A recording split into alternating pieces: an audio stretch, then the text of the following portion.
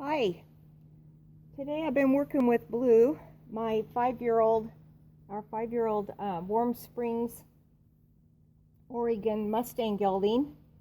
And unfortunately, when I did a whole bunch of work with him, I didn't think to be videoing at the time, and I had some great breakthroughs. As you can see, his demeanor is pretty doggone calm. And I have actually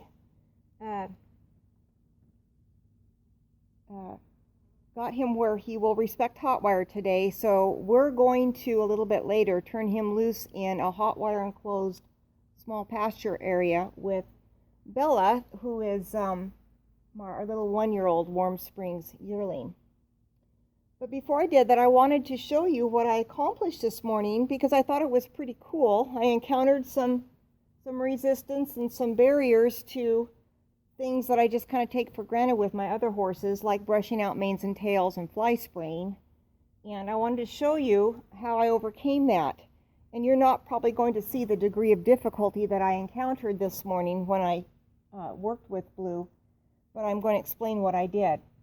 So I've been able to brush out his mane and his forelock without any problem. And I've worked my way back here, petting him from both sides without any problem before I attempted this. His tail, since we got him, has been in, you know how they get in a big giant knot. So before I did that, I wanted him not to be worried about the plenteous flies right now. So I started with the fly spray. And he didn't like this. And I tried, you know, what we all do. We do the approach and retreat and everything. And he wasn't having anything to do with it. So I decided that maybe it might not even be the sound like I've always thought it was, the sound of the sprayer bothering him. And since he's so comfortable with me moving my hand over his body, maybe it's just the shock of the spray and the sound and everything. So I decided to start at his comfort spot. Almost all horses right here on their shoulders where they're most comfortable being touched or messed with. It's where mamas do this with their lips when they're little babies. And I held my spray bottle and did some of this approach and retreat so the bottle didn't bother him. And then I began petting him and emulating my stroke with the fly spray bottle and just having the fly spray follow right behind my hand as I pet him. And you can see he's a little uncomfortable with that. So I'm going to, as soon as he stands still, I'm going to move away. That's the approach and retreat. We'll do a little bit with this again until he stands. Good boy. Good boy. And get him to move back up. I'm just going to work with him a little bit because I'm encountering some resistance again that I didn't anticipate because it went quite well this morning. So let's see what happens here. Good boy. Good boy. It's much hotter too, and he can feel that spray a whole lot more than he did early this morning when it was cool. Good boy. I'm just going to keep petting him. Good boy. We don't want him to take a step back. Come on, buddy. Good boy. All right. Good boy. But I found that this worked pretty well when I petted him. Come on, Blue. Good boy. And just let the spray follow my hand. There's a spray. Good boy. And what I should have done there is just taken a step back immediately because he didn't react to the first spray at all. And just given him, come on, buddy. Come on. Come on. Let's move those feet. Attaboy. Attaboy. Should have given him a reward when he stood there for that first spray. Yeah, I'm not spraying. I'm just stroking. Now I'm going to spray. There, I sprayed. And step away. Let him think about it. Good boy. Good boy. Not spraying. Not spraying. Spraying. Stepping away. Good boy. Good boy. You're such a pretty boy. Oh. I'm going to stay with him until he stands still. I'm going to move away.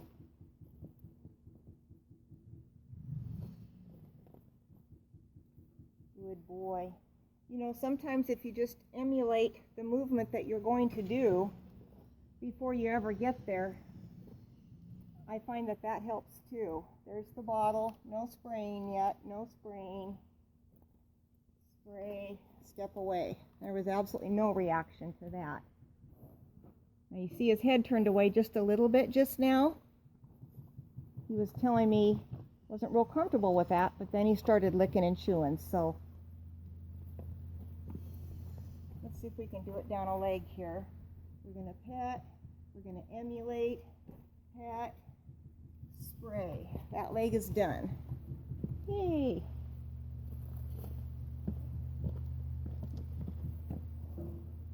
Good boy. Now this is his offside. Hopefully you can see this. And I've done quite a bit of work for him to let me into his offside, but he's still tenser on this side than the other one. So I'm going to afford myself safety to get out of the way if I need to. I'm going to just pet him just a little bit all over the areas. Oh, there's some resistance right there. Come here, buddy. Let's get you not pulling on your rope. I'm going to get him where he's comfortable with me just petting him. Come on, buddy. That's attaboy. Come on. Good boy. Good boy. One more. One more. Can you come one more? Let's see. Let's see. One more. Attaboy. Move those feet. There you go. You move your feet. You don't get stuck in your head. Yeah, you move your feet. Your head doesn't, your noggin thinking doesn't get stuck. Okay, so we're gonna make sure he's okay with me just touching him here first before we ever start the fly spray. Well, hopefully you can hear me. I'm doing his back now, and up on his rump, down to the base of his tail, down his hip. Now I'm back up at that comfort spot on his shoulder. I'm petting it over here, and I'm going to run my hand down to his elbow, and he's good with that. Now I'm going to run my hand down to his belly, and he's good with that, and all under his belly. Okay, so now we're going to start again with the fly spray, and we're just going to emulate the movement of the bottle itself until he's comfortable with that. Good boy. And you can see he's a little bit uncomfortable. He's moved away. Come here. You're okay. You want to smell it? Good boy. Good boy. Let's get your head this way. Good boy. I'm petting. You can't see over here, but I do want to do this side before I stop. I'm petting, and I'm using the bottle in the same motion. Here, maybe you can see how I'm doing it here. So he's actually getting desensitized to the movement of the bottle with the movement of my hand that he likes on him. Good. That was one spray. I'll let him think about it for a second. His head did come up a little bit, but his feet stayed planted, and that's good. We're going to pet a little bit more. Pet. Emulate. Emulate. Emulate. Spray. That was absolutely perfect. Yay. All the way down the back. Good boy. You're such a good boy. Come here. Come here, Blue. Come on. I don't want him pulling. There we go. Good boy. One more. Come on. One more. Come on. Come on. Come on. Move your feet. Attaboy. Good. Good boy. Good boy. You're all right.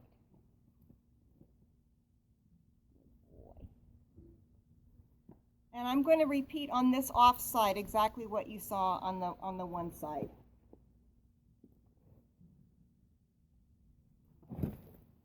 That was down his leg. He didn't like that real well, but you can see he's not, you know, taking 20 million steps backwards and half rearing, and this is a good experience for him. Good boy.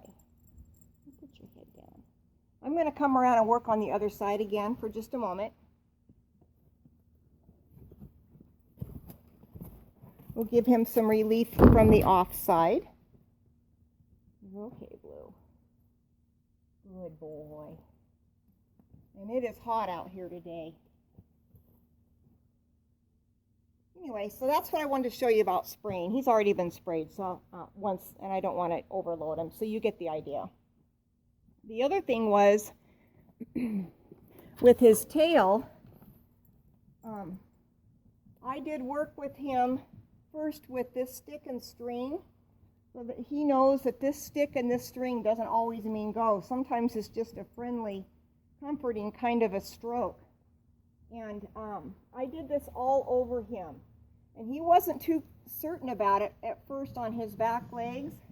But as you can see, I can safely do this with this stick and not put myself in harm's way. This extends the reach of my hand. I did this. And interestingly enough, when I got back here and touched his tail, he did not like that. And if I tried to put the tip of that kind of through the hair and pull his tail out just a little bit to move it, he got right away. He was not comfortable with anybody messing with his tail. So I went back and I did some more friendly work with the string so that he knows that this stick doesn't mean move, and that when I touch him with this stick and this string, it doesn't necessarily mean move unless it's coupled with my body language and my cues asking him to move, so that he would become completely safe with this string and this stick around his tail. And then I began just working with the very backs of his legs, and I did this from both sides, and I would do the opposite side. I don't know if you're getting that. And I worked my way up his butt cheeks until I had that stick underneath his tail, the actual bone. And he had that tail clamped so tight. So I just did it slow until bit by bit I could exert some pressure and move his tail out, and he didn't object. So I took it in very tiny steps. So remember that when I initially first reached for just a little bit of his tail, he objected. That told me I wasn't safe, that he hadn't been desensitized to having his tail touched at all, and I needed to make it safe for me to do that, as well as make him comfortable. And that's exactly what I did. And now I don't know if you can see this. Let me get him to move sideways a little bit. Good boy. Good boy. A little bit more than I wanted. Let's see if we can get him to go again. I may not be able to get this really good on video, but anyway, I'm able to put that stick all the way up. And then I could stand over here, see, and bring his tail to me.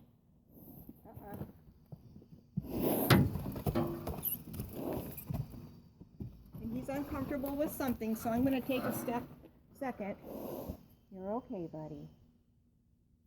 You can see he's uncomfortable with whatever just happened there for whatever reason.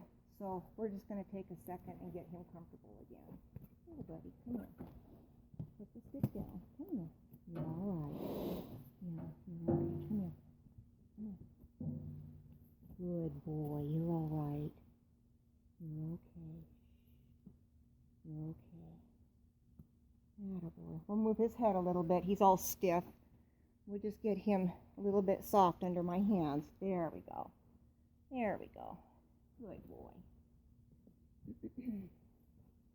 You're all right. You're okay.